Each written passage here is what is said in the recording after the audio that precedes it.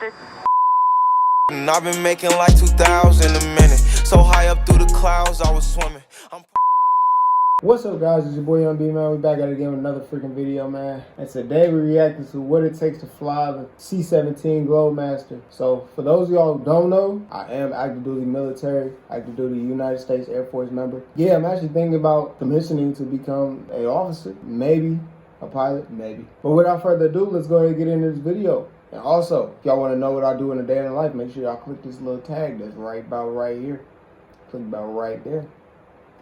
But without further ado, let's get into this freaking video. These Air Force pilots are refueling their C-17 Globemaster 3 at 26,000 feet in the air.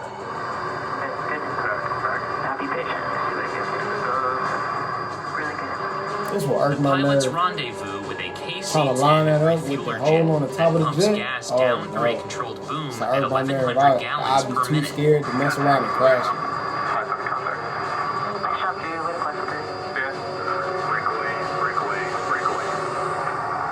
It's one of 3 missions we saw while embedded with a crew training to fly the C-17. At 174 feet long and 55 feet tall, the C-17 has a maximum payload of around 170,000 pounds and can land on runways shorter than 3,500 feet, with just 3 crew members manning the aircraft. We can do everything from supporting contingencies, so the war downrange. We can support COVID missions has been a big thing recently. We can also do humanitarian missions, so helping evac sick patients, wounded soldiers. Due to its high payload capacity, C-17s were used in August 2021 to evacuate people from Afghanistan, with one plane carrying 823 passengers. You know what's crazy is I was in boot camp when we heard about this, and it was just so crazy to hear about that while you locked down, don't have your phone, so you don't really know much. And then you find out from your MTI and they kind of tell you everything what happened, how we lost some service members that day or that time. And yeah, it was a sad moment, man. The basic crew of a C-17, there's 3 of us. There's a pilot, a co-pilot, and 1 loadmaster. So my role here as a C-17 Loadmaster is to load these aircraft, whether it be helicopters, tanks, Humvees, ambulatory patients. Ultimately, our mission is to support someone else. The average salary of a C-17 pilot stationed at Travis Air Force Base is around $117,000. Okay, and the typical tour is about 3 years. Training happens here at Travis Air Force Base in Fairfield, California, 1 hour northeast of San Francisco. And before pilots complete missions in the sky, they practice the complicated maneuvers in a state-of-the-art simulator.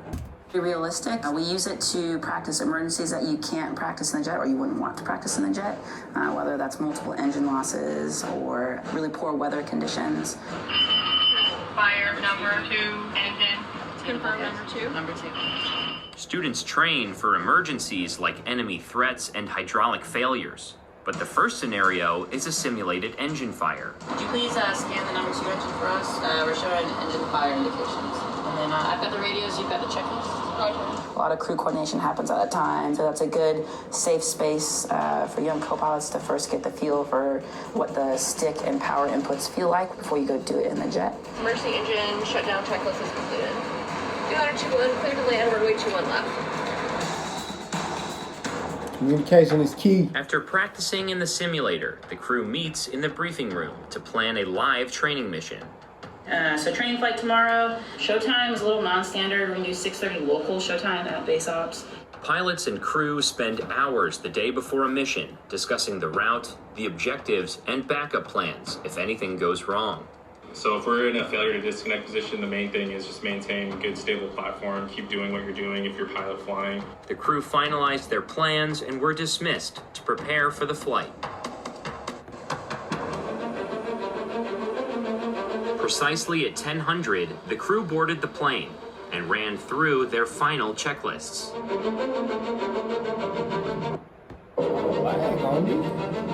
The first exercise of the training mission refueling in midair. So air refueling is basically thinking about a gas station in the sky. The whole concept there is we have two aircraft meeting at the same point in space, so it can be potentially sensitive cargo you're carrying and you don't want to stop, or perhaps there's just not a good place to land, or maybe you don't have the time to land. Do a little low. You're actually where you kind of want it right now. I'd hold this. So we'll be about 1,000 feet below the other aircraft, and then eventually closing that altitude gap to where their boom, that's the long pole that sticks out of the aircraft, to actually pass the gas from their aircraft to ours, we end up making contact with their boom. I think we got big throttle inputs in the backing up, and so you just have now you're gonna have to work a little harder to kind of find the null again. That's good. Now be patient and see what it gives you.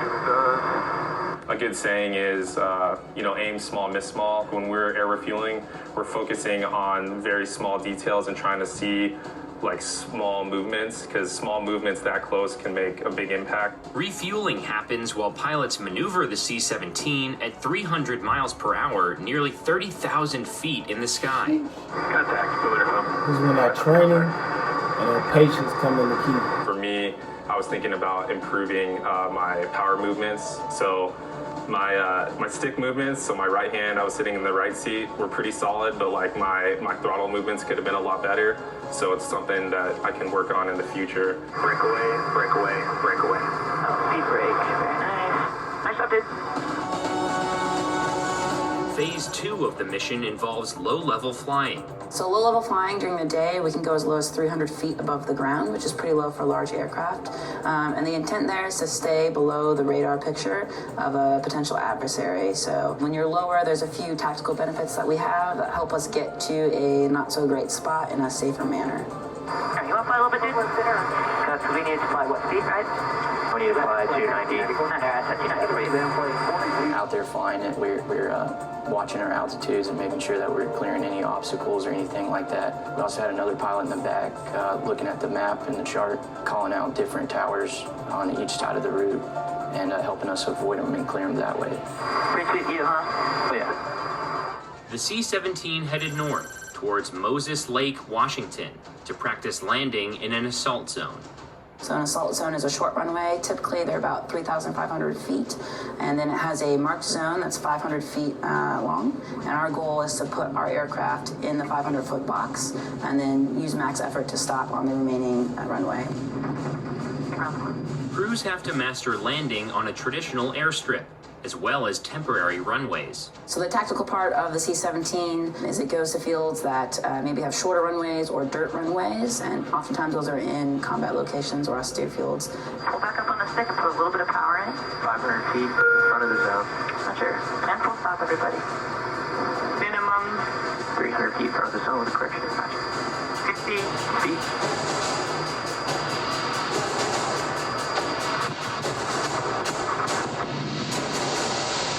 The final mission, a combat offload back at the Travis Air Force Base. Basically what we'll be doing is simulating an expedited offload. Typically if we're in a situation in which we don't have the equipment to do a download, if we have to get in and out really quick, maybe a hostile location. Once we release the lock, we'll say brakes released as well to the pilot, and then they will hit the throttle, release the brake, and the pilot will go out of the aft end of the aircraft. We'll call those clears, close up, and then we'll get out of here.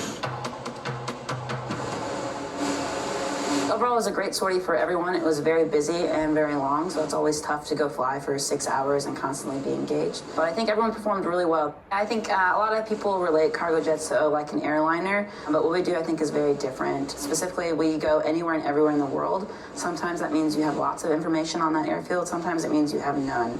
And so, like I said, you have to be a problem solver and really think on your toes. So it's really rewarding when you go pick up, 150 guys who have been deployed for 6 months and you get to bring them home to their families. Dope. I'm not gonna lie. If I was to become a pilot, it's gonna be a rough one. I'm not gonna lie, I'll be a little scared to get too low, and then also for the boom to refuel. That'd be rough. But hey man, let me know what y'all think. If y'all was to try to be a pilot, what would y'all fly? Fighter jet or a commercial? I mean, not a commercial. A cargo jet which one. But without further ado, man, make sure y'all like, comment, subscribe, and let's go. Get these subscribers up. I feel like y'all playing with me now. I feel like y'all just don't want to hit that subscribe button, but y'all want to watch the video. Subscribe, man. What are you doing? Hit the subscribe button and stop playing. But you already know what's coming up next. Peace.